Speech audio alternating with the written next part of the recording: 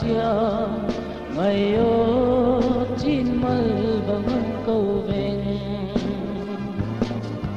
ô đúng cục đi hông ai về và hông sa in hông il kỳ ninh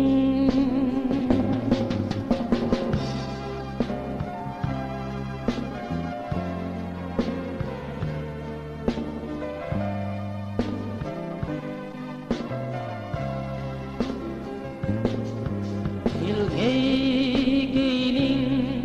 e vang ngày lâu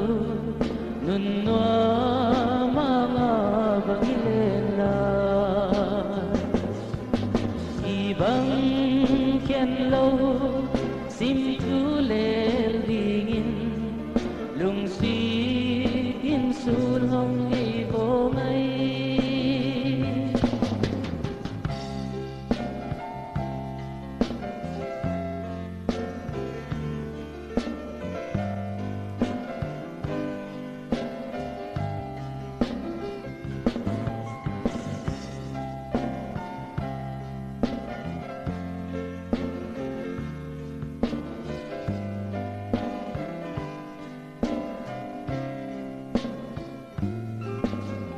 mangil mo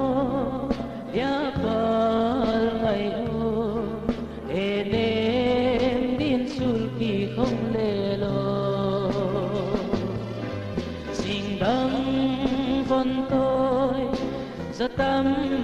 laya